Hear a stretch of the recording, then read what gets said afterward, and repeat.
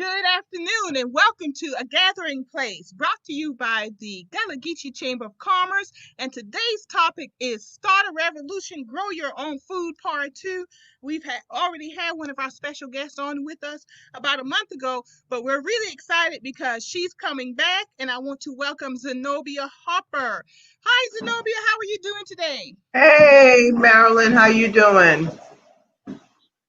Good. I am really excited about this show because we have an additional special guest, Miss Germaine Jenkins. Let me bring her in. And Germaine Jenkins of Fresh Future Farm. How you doing, Germaine? I'm good, Marilyn. Hey, Zenobia. Wonderful. Hey, Germaine. How you doing? Good. So glad to be with both of you. Thank you for coming and joining us. So our topic today is Start a Revolution, Grow Your Own Food. And I want to talk to both of you about your gardens and how they were created, why they were created, and what's happening now, and what do you see in the future for your gardens? And if you do call them gardens, or do you call them farms? So I want to start with, let me start with Germaine. Germaine, good to see you. And I want to know, how did Fresh Future Farm get started? Where did it start from? Fresh Future Farm got started after my family, after I got married and moved into, we ended up buying a house. My husband and I had both lived in rental spaces, and it was always somebody else's job to cut the grass. So cutting grass got tired real quick. And we just figured out that we could grow food all around our house. So that's what we did. And living in a place where most of the folks that I'm working with don't have access to food, we figured out how we could do it on a larger scale. And I'd gone through the Master Gardener program back in 2007, but in 2008, I was introduced to the concept of permaculture. And, our yard was a laboratory. And from what we did here, we were able to grow and start Fresh Future Farm in 2014. Okay, so I have two questions from what you just said. You would rather grow food, a garden in your yard, than cut the lawn. You kind of feel like lawn cutting was a little bit easier than maybe growing food? I can't eat that grass. I wanted the explanation. I want all of the real estate to work. Go ahead, Zenobia. Zenobia has a question too. I have that question with my husband all the time one day, and I said to my husband, he had all coming in to do work on the grass, and I just said, we don't eat no grass. Why are all these people coming in, to work on grass, but we don't eat no grass? But there's an interesting story behind grass. It was a sign of wealth to have a yard that was nothing but grass and versus produce. So we've adopted that mindset, or some of us have. And no, if I got to go out in the sun, I'd rather come back in with some tomatoes and some cucumbers and something than just grass clippings on my face. So yeah, we definitely did something around the yard. All right, very good. That answered that question there. And I've noticed there's a movement towards replacing grass with vegetables and gardening. So I'm with you on that one. That's pretty good. It's interesting. I didn't know about grass, so it's interesting to know that history. And then the second question is, what is permaculture? Yes, I want to answer to that question. Okay, well, the textbook answer is that it is permanent agriculture, where it's a whole design science where you create a system where all of the different components work together, and every single piece of that system has multiple uses. Outside of a textbook, just think about everything that our ancestors have been doing since the beginning of time. They slapped it in a book and charged $1,000 and called it permaculture. That sounds like an familiar story. Uh,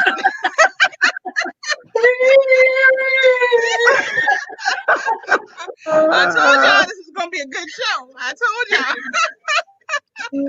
Y'all, I got mosquito spray in my eyes. That's why I'm Oh blinking so no. much right now. oh my God. You Cause better I'm go get a sitting, napkin. y'all. I am sitting outside my garden. So this is what I'm gonna do. You two start talking, and let me go rinse my eyes out. All right, you go Cause ahead I and do know that. Zenobia got questions. I'll be right back, y'all. Okay. So now, when you first started work in your garden, Germaine, what Uh-huh. did you wind up starting with? What were some of the things that you started growing first? Some of the first things like that are real easy that we started with were sweet potatoes. So it's like half of the Oh, front yard in sweet potatoes. Um, we had a little bed in the back that we moved to the front. And uh, it turns out that oregano makes a really nice ground cover and will spread all over the place. Yeah. wow. Yeah. So All right. we tried like berries and other like small trees and stuff, a little bit of cucumbers, like salsa Right. gardens up there. But like the biggest thing that we started early on was chickens in our backyard. Oh, wow. You know, my daughter lives in Richmond, Virginia, in Henrico County, right outside of Richmond, Virginia, and she Yeah. wants chickens. They can have chickens in the city, but they can't have chickens and they're in Henrico without all of these different ordinances and stuff. So she's like bummed about that. Yeah. But And she's getting bees, so she'll have bees in a little oh, while. well, she can trade Yeah. honey for eggs. There you go. There you go. Yeah. So she's going to work on that and work on, they're talking about changing the ordinances or something so that'll make it easier for Henrico to have chickens. So she's really getting into this thing, man. She Yeah. really is. Well, but that's the thing when it's all it takes is for you to be able to go outside and grab some produce that tastes way better than what you can buy from even Mm-hmm. like the organic high, like high dollar stores to get you Mm-hmm. addicted to feeding yourself with the making the best use you possibly can with the land that you have. So yeah, like growing my own food was a gateway to starting fresh at your farm. If I can do this, I can do other stuff. So Yes. Yes. So Okay, so it Marilyn, you're sounds like back. I missed something really interesting. I heard honey. I heard growing your own stuff. This Yeah, is we what were happens just, when you have to leave to go rinse your eyes out. yeah. All right, so let me ask a question. Tell me if you already. Why did you choose the name Fresh Future Farm? funny story. Well, strategic story. Like when we were coming up with like the ideas around the operation, when we wanted to come up with a name that described what the farm would be. That was one thing, but the other thing is we wanted to come up with a name that when you looked it up online or in like if you have a phone book, it would be at the top. So like that's like fresh, bringing fresh food back to communities that used to grow food, and we believe that the way that we grow is the future of farming. So that all combined to create a name that shows right, like when folks search for crawfish, Fresh Future Farm comes up first, and we don't even do that. Wow. So it's a wonderful marketing tool that you worked Yeah. into it. Very good, Uh-huh. and I love that. I love that, and I want to touch base with Zenobia with what you just said, Germaine, about the way we used to grow our food and Mhm. moving towards the future. Because Zenobia, I think that's kind of like part of the idea of what got you started with your farm, also. I mean, I shouldn't say farm, garden, also. The GPS Yeah, community garden. yeah, so GPS stands for the Gullah Preservation Society of Georgetown, South Carolina. My husband and I started it about 2 years ago with the purpose of the promotion and the preservation of the culture. And part of what I realized is that we are not that many I mean, we're only a generation away from people being able to see community gardens and home gardens all the time. Um, I grew up having to participate in gardening. not as a means to feed myself, but we knew and we had a responsibility for a small garden. And so I really wanted for that connection not to be broken and for our young people to be able to see gardens wherever they go in their community, and also as a reminder to us as Gullah Geechee people that this is a part of what we did. It's not anything new, it's not special, it's not extraordinary. It was the basic way that people provided food for themselves. And like I said, it's not that long ago that it was something common to see in yards and and things like that. So I really wanted to bring it back. I wanted to also introduce young people to some of the historical crops that we used to grow. So we do have rice in the garden on a small scale, okra, of course. We have indigo. So we want to be able to talk to the kids about some of the things that were grown historically in the area. We also wanted to have an opportunity for them to be able to work in a garden and to see what it's like to be able to look at a bean before it's in a can, or not ever have it be in a can, and to be able to see what the vegetables look like as they are growing, to see what the plants look like before the vegetables get on the plants and all that kind of stuff. We also wanted them to be connected to the land in their own communities. So to be able to walk around their own community and see the value of the land that they walk on underneath their feet, and not always having to feel like in order to buy something or to experience something or to have a good time that you have to be someplace else other than the community that you live in. So that was important to us as well. And we also wanted them to have that connection to the land, but also to see the community working in a cooperative way, so that you can cooperate and make things happen and grow things in your community. So the garden for me was a way to put that on display. I don't really consider myself a gardener or a farmer. I'm really a student in this particular case, really learning right along with the kids. Another thing that we were able to do with the garden is to be able to start to introduce kids to variety of things. So we've got three different types of eggplants in the garden, so that they're not always purple and they're not always fat and juicy. Sometimes they look like this or they look like that. So different types of tomatoes, unique things that they get a chance to try and to see. So we want to try to help them not be limited only to the things that they see in the grocery stores that they may have available to them, and to help them to realize that there's just a wide range of stuff that we can eat that are not in a grocery store. One of the conversations that Tim Chatman and I had was that the reasons why certain things are not found, even when you get a chance to go to a grocery store. There are certain watermelons that don't travel well, tomatoes that don't ship well, and people don't put them into grocery stores because they don't ship or they don't transport well. But if you're growing food in your own communities, you can do what you want. You see what I'm saying? Because it's only traveling a couple of blocks or, a couple of miles. And so you don't have to allow other people's distribution to dictate what you eat and when you eat it and how you eat it and all that kind of stuff. You're just taking a little more control. Yeah. And speaking of traveling just a little bit, a block, I think, Germaine, on Fresh Future Farm, it really doesn't even travel that far. It goes right into your store. Right. So Yeah. tell us how you got to planting in the front yard to where you are now. And I'm going to bring in the picture as I was bringing in GPS pictures. I'm going to bring in the picture of Fresh Future Farm, and you can kind of give us, how did you get to this point right here? And how much acreage is this? How much land is this?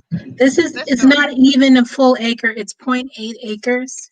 Okay. Of land, and the way that we got from our small yard to this space was in conversation not only like with nonprofit groups trying to figure out how to get food to places that they consider quote unquote food deserts.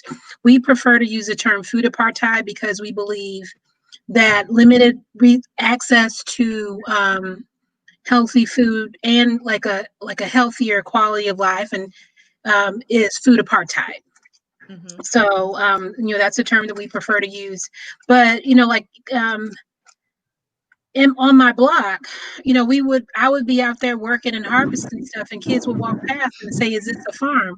And I was like, "Yeah, I guess it is." Like, here, take take some of these peppers home, and share them. So we knew that, like in just having worked in the Shakur Cherokee community, for at least 6 years before we started the farm, I knew that they didn't have a grocery store, and this is like the idea of what we were doing in our front yard could travel. So we just started on the edges and worked our way in the middle. And what's unique is that that turquoise building there in this picture is Okay. actually an on-site grocery store. So from where that basketball court is to that store, it's not more than 200 feet. Wow. I mean, it looks much bigger than that, and I've been out there. So yeah, you're right. It's and how much do you produce every year on that piece of land? Do you Uh, know?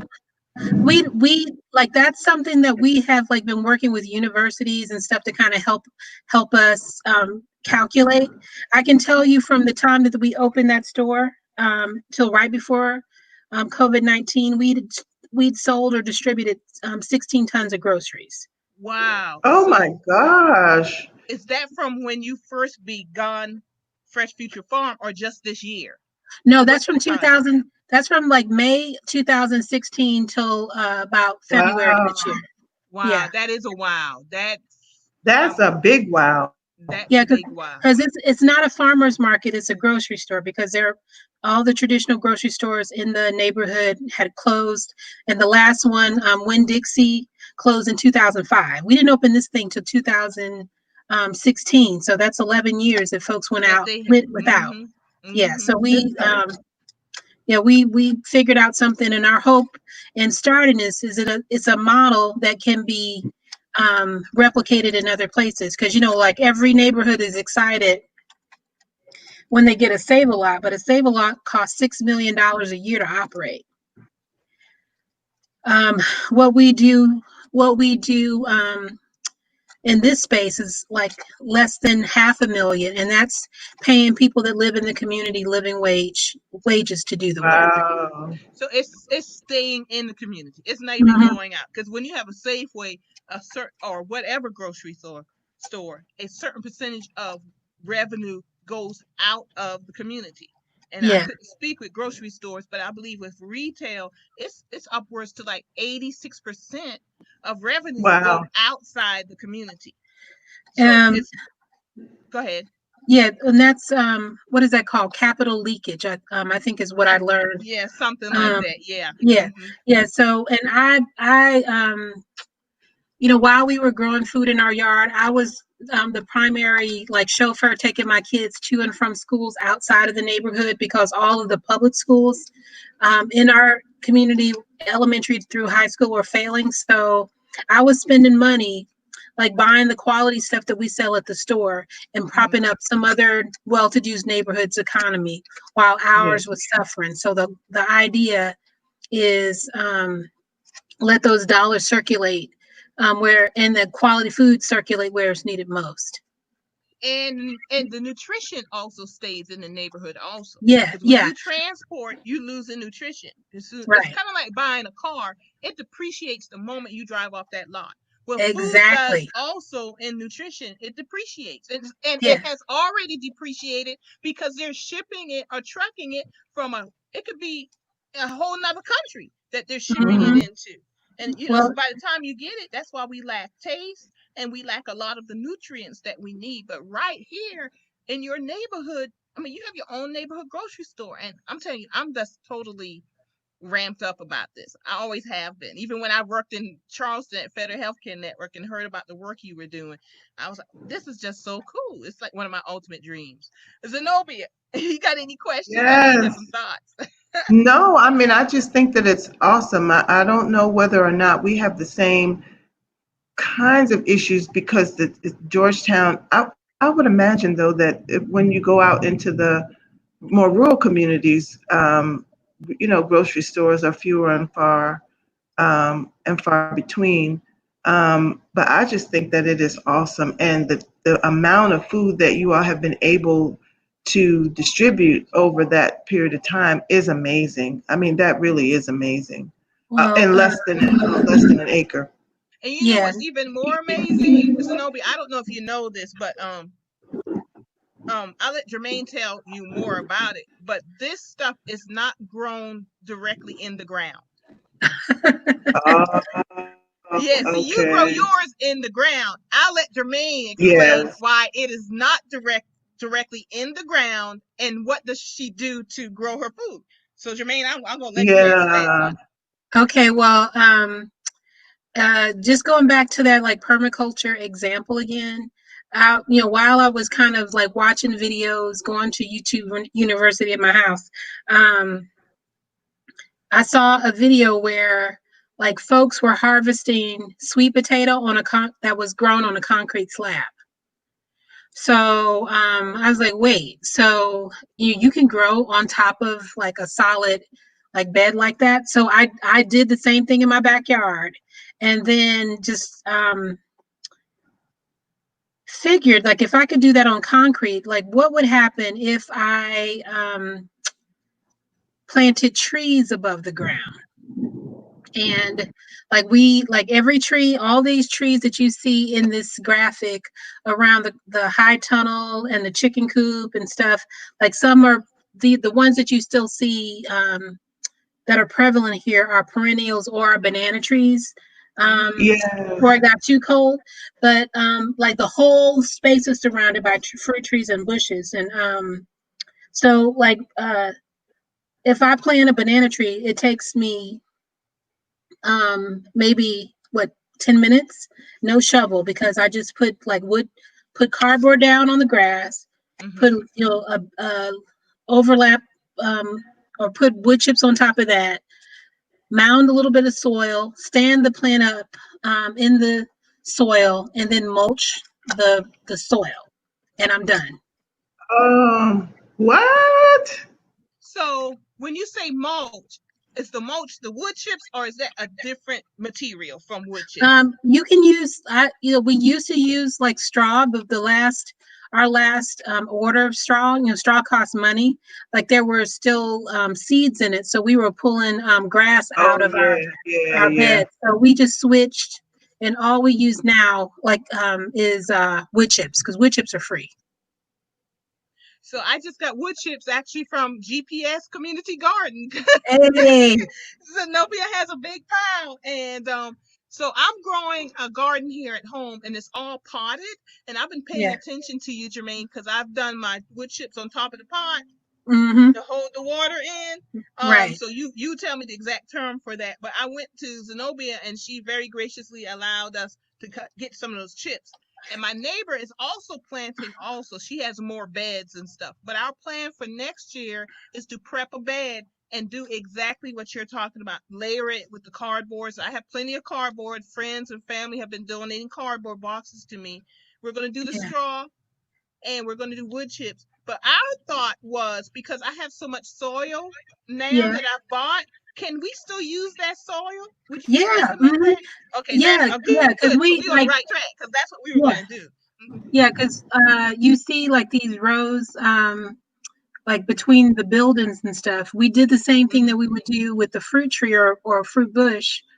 But there's just like we just built like 45-foot long rows where we took soil that we brought in and built the bed, and Okay. then we just Okay. mulch it. So we don't dig at all. The only time we ever dig is to like cement in these structures that you see. Gotcha. Because with Okay. Fresh Future Farm, is in North Charleston, and I used to work there, so I'll say it. And in North Charleston, there are like 121 chemical plants, industrial type plants, and the ground is toxic. So Yeah. you're not encouraged to grow in that ground because it's full of toxins, which that's a whole Oh nother show. I got to bring some man. other experts in to even talk about that. But Yeah. that's Yeah. one reason it's Mhm. that you grow above ground Right. because Well, yeah. it's healthier. Well, it's healthier. And then like we were fortunate because before like we got here, like this like zero point 0.8 acres is part of like a playground area for a school that used to be there, and that school had been in place since the 30s. So like it was just like filter. There hadn't been any chemical plants or anything in that space. But Oh. like if you like if there are issues with chemicals and whatnot, the whole thing of mulching with wood chips, the wood chips in the cardboard produce mushrooms, and those mushrooms clean the soil from the top down. So like I was talking about like stacking, they call it stacking functions in permaculture. Wood chips do a lot at the farm. And like over the course of like the last 5 years, we continue to do what's called sheet mulching, putting cardboard down and putting wood chips over top to kill the grass. We have probably grown a foot of topsoil in that time. Oh Wow. wow. And how many years did you say that took? In the last 5 years. Wow. Wow. Wow. Wow. You see, me and Zenobia are just the wild twins here today. Well, I like I said, I'm really a student to all this, and we are working on a land that's heirs property, belonging to a family that has allowed us to grow on their property, and I'm really psyched about that because it's on a major road in Georgetown, a Merriman Road, so people travel that road every day, and they can see what it is that we're doing, and it's a wonderful way for us to advertise without having to advertise. And, we get people stopping by all the time just to ask what's going on, to tour the garden and all that kind of stuff. So it really helps us with the community aspect of things. But there's a bunch of different types of soil on that ground. And there are two plots. I had everything kind of tilled up and divided into boxes because I could kind of visualize boxes a little better.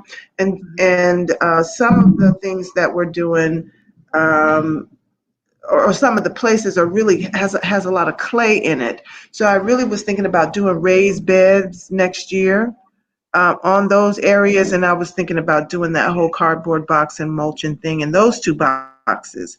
But I might do that with more of the space. Now, part of it we did plant in the ground because we're working with the master gardener, Tim Chatman, and he really did want the kids to see what traditional, you know what I'm saying, traditional farming looks like with the food actually being in the ground and tilled up soil and the whole 9 yards. And all of it's doing well, both of them, the raised bed situations, the mulch situation, and or the planted directly in the ground. But I'm just y'all ain't gonna be able to come and get no more of my mulch. Shoot, my wood chips. I'm gonna keep my. I'm gonna start being stingy Oh, with my wood chips because I got stuff to do now. I done let the secret out, and you can see the wood chips in this picture that I have up. You can actually see I it's see not like them. totally sharp, but those are wood chips there. You can see that it's totally covering the ground. No, I'm not letting nobody else come and get my wood chips. So, I, so, so, I see a couple Now of watch. questions here yes. that Let me folks are pick those asking. up. Yeah, let's do this one. How does the tree stay without the support of the ground? Wood chips wouldn't be strong enough to hold. So that is for you, Germaine. We don't plant like full size trees. We did this with seedlings. So like we were able to mound the soil enough to make that young plant sturdy, and then we just keep building soil and adding like wood chips. And the wood chips, not only do they create soil, um, like eliminate the need for us to water, because the other thing is that if you looked at that picture or the pictures from the farm, we have irrigation installed, but we don't use it. but it holds water. And the other thing that happens, especially like in a young bed, the wood chips, when it rains, like if it was not covered, the bed would fall apart. But the wood chips create like a ricochet effect with the rain, so it seeps through and it doesn't like downgrade that the mound so that the tree doesn't fall over. And yeah, you see like the crop tunnel that's in that picture is probably like 8 to 10 feet tall at its highest point. Those loquat trees that are next to it, we planted those things in 2015, and they're now taller Oh Wow. man. than Wow. the crop tunnel. Wow. Isn't that something? Oh, I'm and gonna Sure have is. yeah. It sure. So the other question that we have is, and that's one I actually typed because I wanted to know is, are the mushrooms edible? I would say no, Okay. but like what we like when we try to explain what we do, for folks, we garden like a forest, and if you look in a forest, there's like rotted wood, leaves, animals die yes. and it rains. Mm-hmm. All Mm-hmm. of these things fertilize the space, and just a byproduct are mushrooms. And even though we can't eat the mushrooms develop a relationship with the plants that they are around, and like turn around and then feed that plant. So Okay. while we can't eat it, like it's feeding the plants around it. And so Oh this goes into wow. the permaculture where everything serves a purpose and it's like a circle. Yeah. And One yeah, thing feeds the other. we like to use the term ancestral conservation in farming All right. to All right. describe this stuff, because a lot of those concepts in permaculture books came from Black and brown folks, from the beginning of time. I got you. I got you. So we got another comment and question. Oh, seedlings, that makes more sense. Thank you for clarifying. And do you have to worry about termites with the wood chips? Um, like if like we have, because of like COVID-19, like normally, like if we get like 10 yards of wood chips before COVID-19, that 10 yards would be gone in like a couple of weeks. Now that we are not there all the time, the wood chips are sitting there, and that big mound of wood has gotten termites in it. But we just found out that the fire ants eat the termites, so it works out. Ah, So at this point, we need to well. break out into the circle of love. Yeah, yeah. Oh, we got fire ants like crazy, man. So we ain't got to worry about nothing because the fire ants, you can't ever get rid of those things. I'm gonna tell my husband stop killing the fire ants. Yeah, They just let serve them a work. purpose. We figured they. Yeah. I didn't know what the purpose was, but yeah, fire ants will kill and destroy termites. Easy Okay. peasy. So Well, there you go. yeah, There you but go. There you go. another point, because like we used to manage a community garden not far from the farm, and we used untreated wood to make those beds, and we got termite damage from untreated Uh, wood. And as a result, we just moved away from boxes and started just mulching freeform beds. Because okay. after the termites like finished eating the wood, they started eating our sweet potatoes. So yeah, we Mm. don't. So we Oh, they, yeah. they got all fancy. So Uh-huh. they So got all let's fancy. Yeah. Okay. So let's go back to the sweet potatoes very quickly. But before I do, let me do a quick station break. My station break is to remind everyone you are watching A Gathering Place, hosted by the Gullah Chamber of Commerce with special guests Germaine Jenkins and Zenobia Harper. Glad to have them and very excited about Start a Revolution, Grow Your Own Food is our topic today. So I totally forgot my question, so I'm going to go back to this. After It'd my be like station that break, sometimes. yeah, it happens. Okay, it says, how do you control the number of fire ants? Why do they produce so many mounds? Well, I don't know where that came from, but there it is. Yeah. All right. Well, and Does anyone know the answer to that, or is that I just No. can't like I can't tell you, because like I'm from Hartsville. I was born in Hartsville, but I was raised in Cleveland. So I didn't start growing anything until I was in my 30s, when I moved to Charleston. And every place that I've ever grown in the state of South Carolina has had fire ants. I think they just are in the ground, and they find a space that's cool, I guess, when it's hot, and warm when it's cold, to live. Mm-hmm. And you, I have heard that you can manipulate like the ant pile a few times and they will move, but they're only going to move probably 3 feet left or Yeah. right. Yeah. So Yeah. so they're just part of life when you garden. And we don't mess with fire and killer. We don't use any chemicals at all. So it's In our organic. No yeah. So chemicals. yeah, no, it's natural. Organic It's uses natural. chemicals too. Oh, really? I Yeah. gotcha. Oh, Oh. I didn't know that. Yeah. Tell us about that. Well, there's a book. I can't remember what the man's name is. It's gonna come to me, and I'll type it or put it somewhere. Okay. But When it comes to you, just let us know. yeah, he's a market gardener in New England, and I've read his books before. Like I actually went to a training that he led in New York last year, where he said, natural farming, what we do, like you can't make any money off of it because you use all the things that are around your house in order to fertilize and grow. But you can turn $1 on organic, lots of dollars. So they like there's pesticides, herbicides, all of these things that are in organic gardening the same way that they are in conventional gardening and farming. They're just the what's in the chemical is different. Different. I gotcha. All right. And But maybe everyone, it's biodegradable. But we garden like folks would have done pre-World War II, because like the fertilizers and stuff that we know today were a byproduct of war. So like bomb making materials, like and fertilizer is the same thing. They just needed to figure out what to do with it after World War II. and that's the same thing that happened with plastic. Plastic started out as a military product, and they had to figure out how to make a civilian, because the wars, well, we hope it used to be wars eventually end, and you don't need that product anymore. So the plastic industry had to figure out, how do we make this a civilian product, and hence now we're drowning in plastic. So Plastics. totally get that concept with the herbicides and the military product. So, and it's something that we have an opportunity to change, even if it's on a small scale. And look where you started in the yard and how large you are now. So Zenobia, you're starting this year. Well, honey, I don't even know. This was, I don't know. I'm still praying about next year.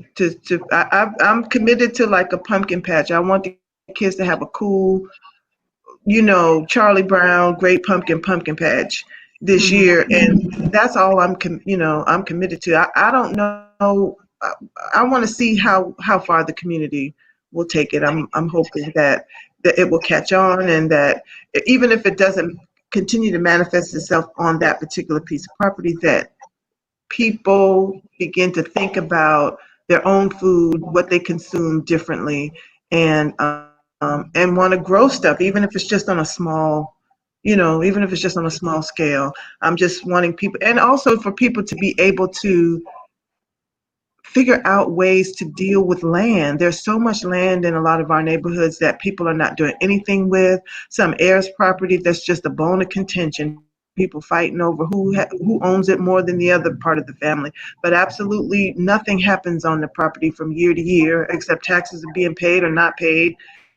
And it's a controversy, but I think that people will look at the land under their feet in their own communities differently if they're doing something on the land. And growing food is just is just an awesome thing. It is. It's very much an awesome thing. And I just want to show y'all, because I'm growing food, right? Hey. That's why I'm in my driveway sweating. Yeah. Because I am, and all this is from pots. I nothing in the ground. It's my pots on my concrete driveway, and the okra is starting to kick in. So I'm sharing it with folks, because I can't eat this. You can't eat okra fast enough. But this is my okra. Yay. Oh wow. I'm so proud of myself. Yay. I'm like you, Zenobia. I get excited about it. I get excited seeing the little tiny tomatoes come in and the grow. My and feelings are hurt. Yeah, My I feelings have. are so hurt about tomatoes. I put my Oh, tomatoes in the wrong place, and they have just drowned and stressed. And every time they try to come back, it rains. It's just, oh. Just So, just just pile a whole bunch of wood chips right there. It'll soak up that water. oh, let me see what I can do. I'll see there you if I go. can salvage any of them.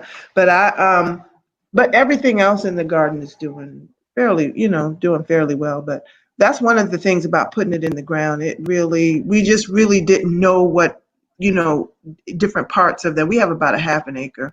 What every part of the garden was going to do. You thought you were up high enough or in the right spot for certain things. So it's really been a learning experience for me. And Tim Chatman, our master gardener in this area, has really been instrumental in helping us to be as successful as we have been with getting stuff out of the ground. My okras come in. We planted Italian flat beans we've harvested of just one row. We've harvested off 6 times, you know, and have I've cooked them, frozen them, so the kids will be able to taste them, and when the corn comes up and all that kind of stuff. So we've got butter beans, we've got crowder peas, we've got corn, we've got different types of corn, had squash, you know. It's just amazing what you can grow on a small piece. You don't have to have a whole lot of Yeah. land to grow a lot of food. But I'm still blown away by that tonnage at your farm, Well, Germaine. I'm still and blown away just by that and tonnage.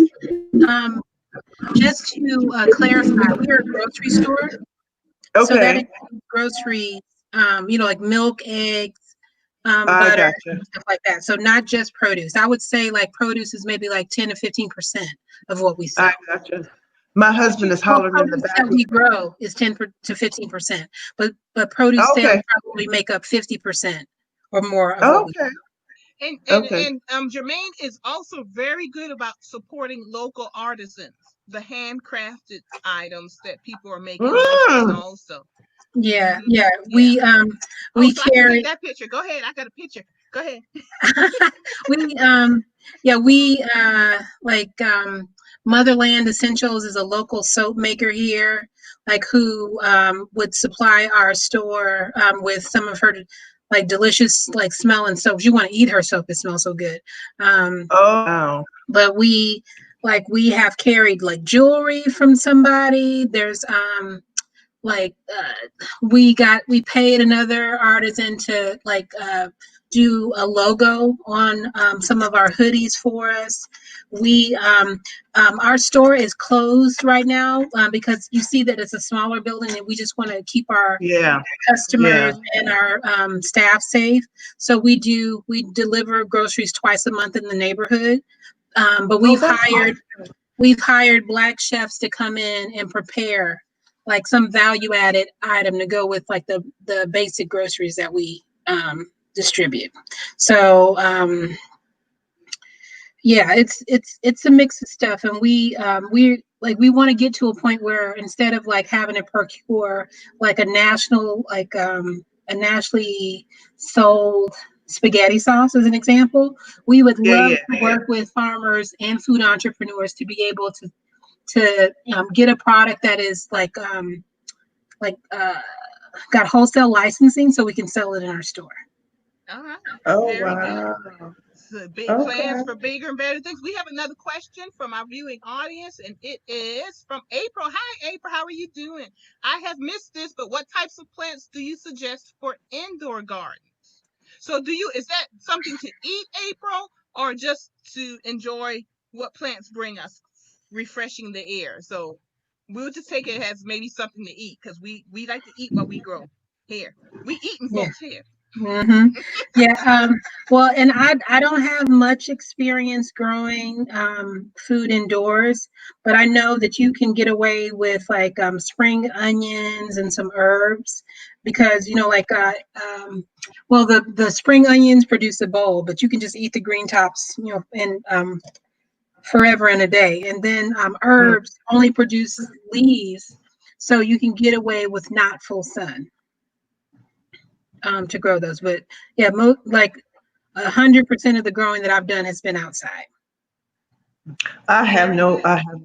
The only thing that I can tell you, I do remember walking into a store that used to be on Front Street, and someone was growing pineapples, and she had this beautiful pineapple plant that I think she named him Fred or something. But Fred was You're producing not supposed to pineapples, name it. Go and ahead. yeah, Yeah, but you know. I don't know why, but Fred was producing, but it wasn't on the inside, but it was like on a covered porch. But I know I started all of my vegetables on my back porch. I had over 400 plants on my back porch. Wow. So I started them there, and then so then just transplanted everything to the outside or on my porch or in the garden, or gave it to my mother or friends or whatever. But everything that I started, except for okra and corn, were and the beans were on. Some of the beans were on my porch. So it was a good way to get started, especially since we had to start the seeds before it got hot, before it got warm. Yep. Very good, very good. So we have another quick question here, and it's tell us about your monthly boxes, CSA, and I used to know what that stands for, cooperative something, I believe. It's But go ahead. CSA stands for Community Supported Agriculture, There an you go. idea created by Booker T. Watley, a Black man who worked at Tuskegee University. But the what we do, Tracy, is we are distributing directly to people that live around our farm. We are not attempting to go outside of the neighborhood with that produce, because folks are not working, or just have like less resources than they did before Mm-hmm.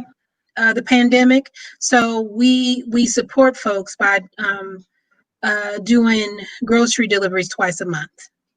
All right, very good. And Germaine, you have plans to expand this concept beyond your neighborhood. But before you expand, you're trying to do something with that land right now.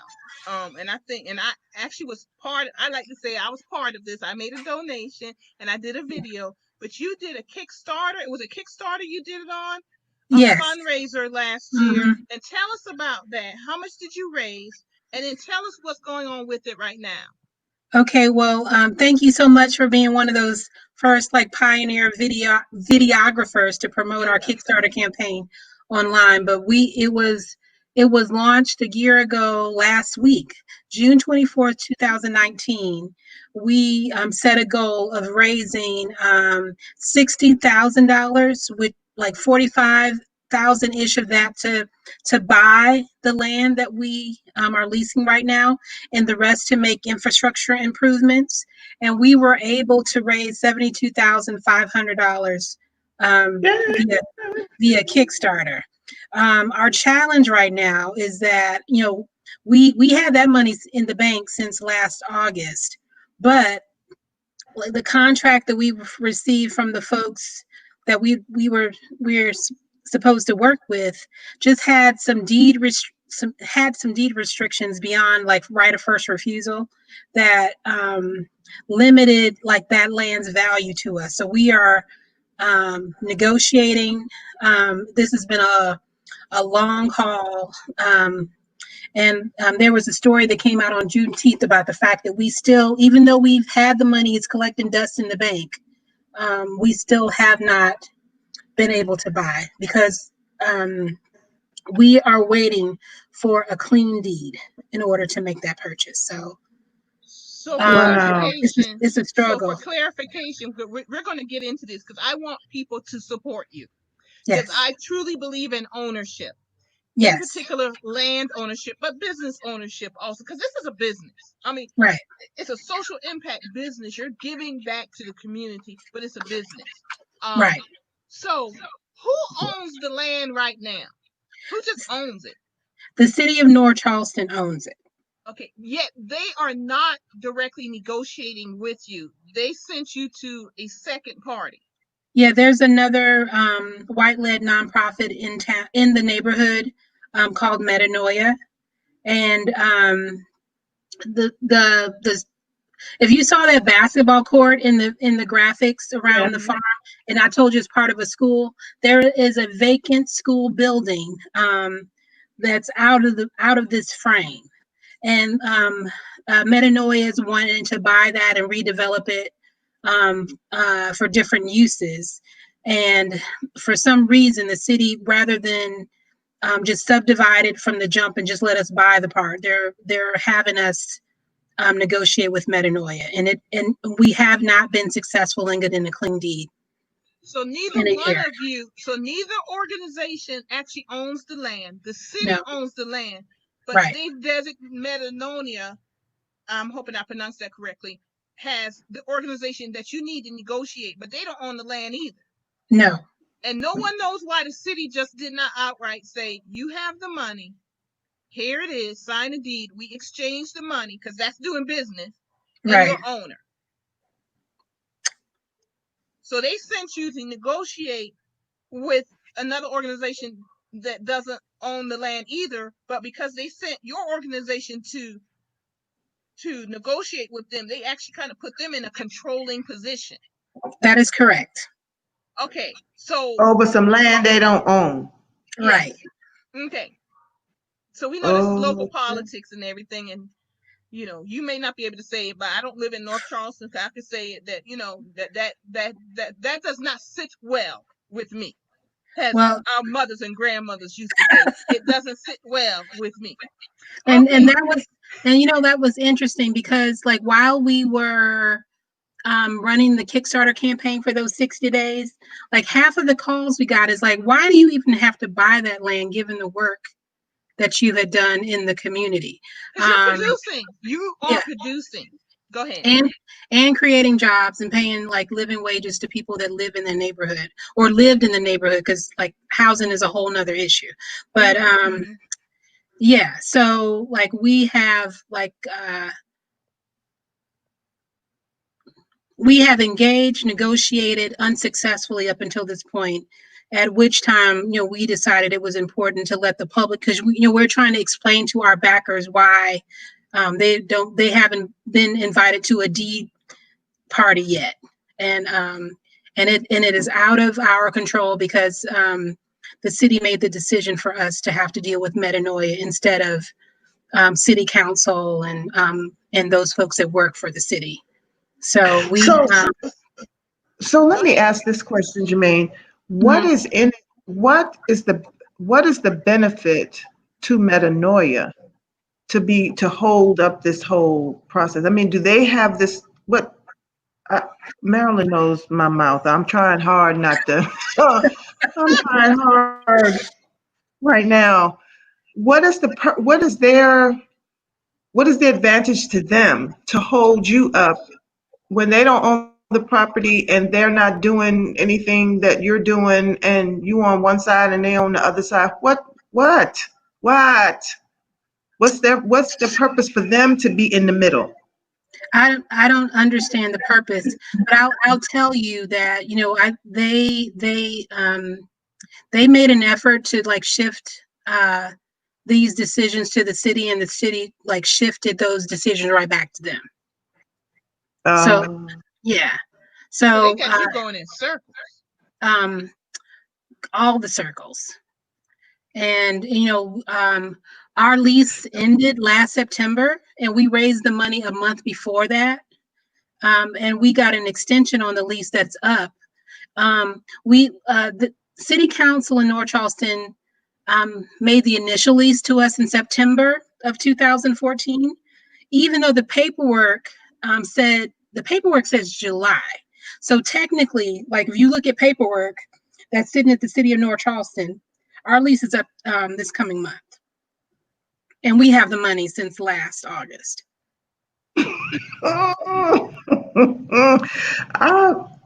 I am Yeah, and I okay. was part of that, and I was All very proud to right. be part of it. I'm patient because I know eventually you will prevail, and I love the project. I love what you do. I love what Zenobia is doing, and I hope that it works out for Zenobia whatever way it is supposed to work out for Zenobia, because she's praying on it. So that's above my pay scale when you pray. Okay, so So I'm just gonna claim the best we're for praying Zenobia. too. We're praying too, and folks are praying for us as well. And So I'll pray for you too.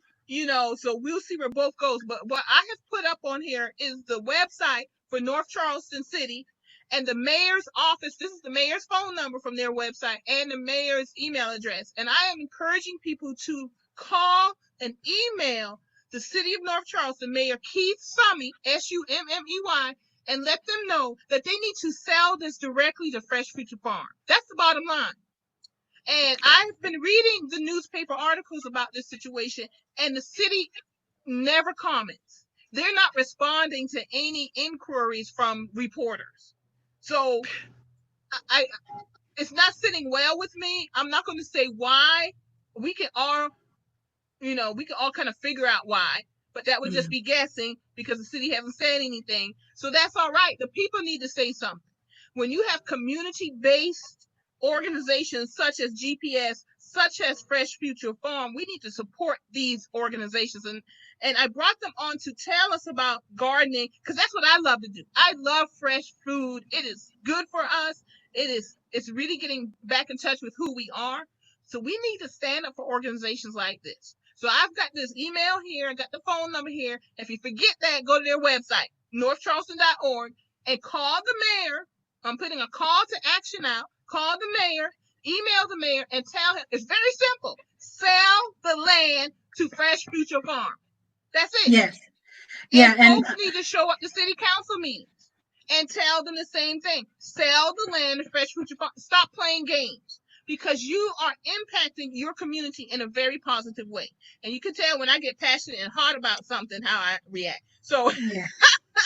Zenobia, so in other words, what we are wanting to have happen is for the city of North Charleston to take y'all's money. Right. In exchange for the money, give y'all the land and a deed to the land. A clean deed that doesn't have restrictions about how we need to operate and all that stuff. Yeah. Who does that? Take the money, give you the land. Nobody does that. They're playing games. So North Charleston is in a situation where they don't need to take the money. They good. I don't know. North Charleston is the third largest city in the state, and a lot of industry is like housed in the city limits here. So 121 chemical plants. Right near where we are. I'm wondering how many land restrictions were put on any of the other businesses that wanted to buy something in North Charleston. I'm just curious about that. That's a great question. I do know from doing a business in this world that nobody wants to give up power. Nobody wants to give up power, and land is power, and so land is power.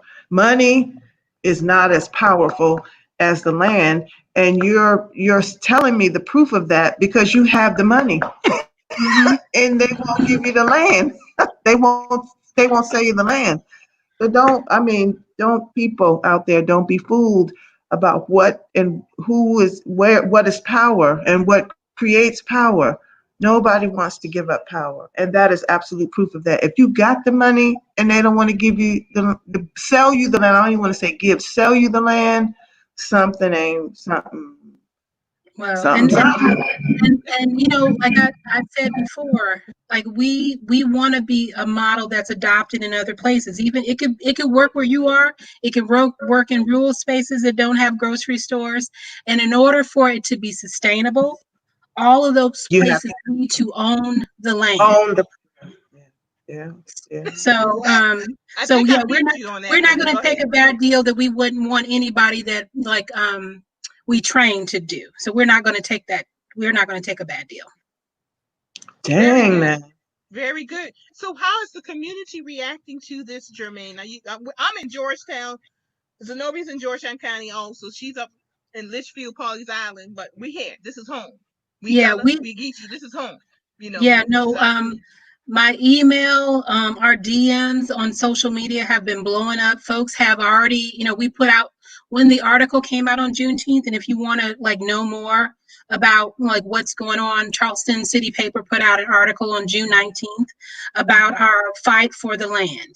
And after that, we just issued a call to action for folks to write and email not only the mayor of North Charleston, but North Charleston City Council and Metanoia in order for them to resolve this so that we can own this land and just keep moving forward with like the work that we have planned. And the city has responded. Like folks we don't even know have sent letters to the city. So like at this point, if you are not going to like sell us the land, we would love, because we've been transparent like through this process, we would love for the city to be transparent and issue a public statement as to why they won't sell the land to us. Yes, yes. Yeah. Put them on the spot. That's Zenobia's assistant. Well, I mean, that's not even putting them on. Yeah, that's not even putting them on the spot. That's just asking for transparency, and asking for transparency is not putting anybody on the spot. Now, come on, especially when you've already done your due diligence and you've done what you needed to do in order to get your part of it together. It's a no-brainer, except for the fact that no one wants to give up power. People don't want to give up power. That's why it is so important for us to take the power. And if we want to feed our neighborhoods and like do something about these chronic illnesses that plague these spaces that don't have traditional grocery stores, we have to own land, grow food, and employ people in doing that work. We have to. This is why it's revolutionary that we grow our own food. Yes. Because Germaine is a living example of someone who built something and didn't go get the permission of the powers to be. Didn't have to need them to go plant in that ground. She just planted in the ground. Well, I did have to get permission. Like they gave us a lease for a year, and then for 5 years, and then like in the last year we got another lease. But we did have to get permission because we had to get zoning changed. Yeah. Mm-hmm. Okay, so one piece of permission, y'all. Thank you for that correction. That one piece of permission, y'all, to lease the land. But come on, now you're right. You got the money. Give Fresh Future Farms, sell them the land. We're not even telling y'all to give it to them. Sell it to them. Just sell it, so you can go and grow what needs to be grown for that community and be sustainable. Right. Ownership is the sustainability. Yeah. So I wanted to bring that up, Germaine. What else, Germaine, do we need to know? You told us a lot that people have been calling and email, and I encourage everyone. Put your name on this, y'all. Let's do this. Call and demand, sell the land to Fresh Future Farm. The phone number and email is there. This is going to be on our Facebook page and our YouTube channel from now on. So if you forget the number, come back to it, or simply just Google the city of North Charleston, because that's what I did to put it on. Yeah. City of North Charleston. Thank you so much, Zenobia and Marilyn, for like making your comments and stuff. But one of the things that you said about going to city council meetings, I don't know, because of COVID-19 and the masks ordinance and stuff, if there are even live meetings right now, but that doesn't stop folks from calling, emailing. Emailing. Can I like send you our Facebook page, because there's a whole there's the action steps that have and regarding them going online with a lot of meetings. Thank you for reminding me of that. That's correct. So y'all do the research, because I know in Georgetown you can still sign up for public comments, but I think it's kind of limited now because it is online. It's kind of limited, but you have to sign up like before 12 noon the day out. So I'm not saying the city of North Charleston is doing that, but call them and find out what they are doing, because they still have to offer public comments. So you may, and it may be online. So do your research, folks, and then move forward from that point also. So I'm going to put up the Facebook address for Fresh Future Farm. Yeah, you can find those action steps and contact information for the council members, mayor of North Charleston, and Metanoia on our Facebook page.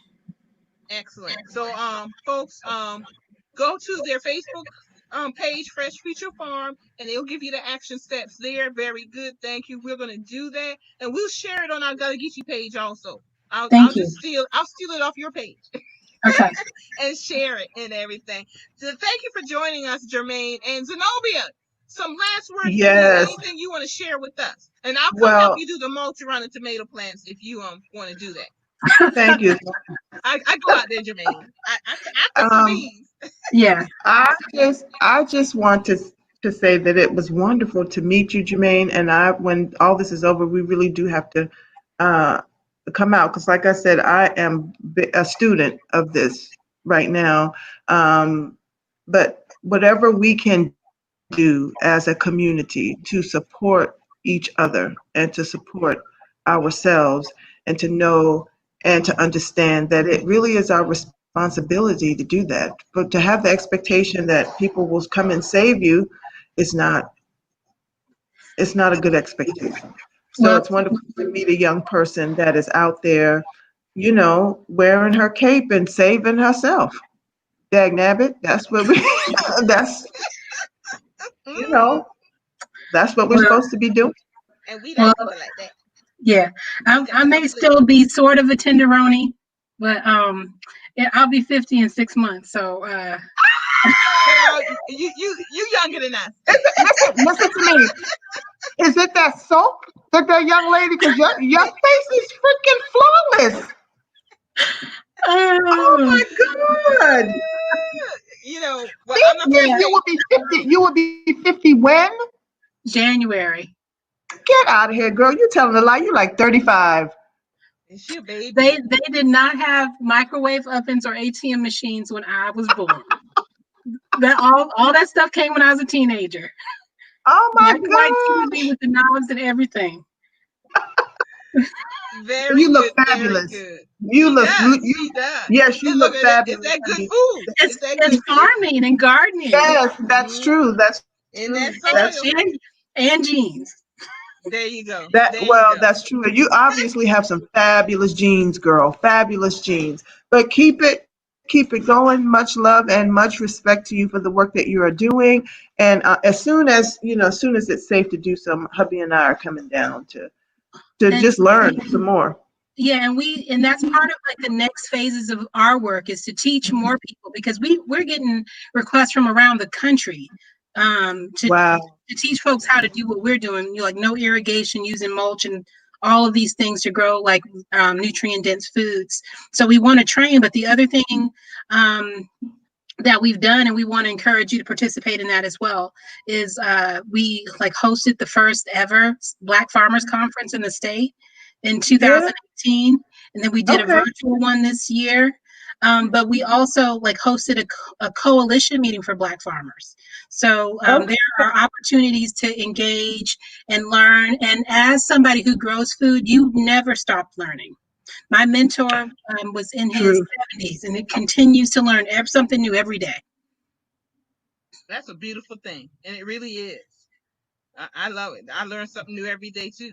I learned Yeah, something today. Permaculture. Heard it, yeah, didn't really understood what it was. So this yeah. is a beautiful thing. Mhm. There you go. Well, Yeah. anyway, Yeah. y'all, I enjoyed this show. I actually have another conference call I have to get on, y'all. They're like beeping me, so I apologize. And it's been actually over an hour. So that's because Bye, it's been a great Marilyn. show.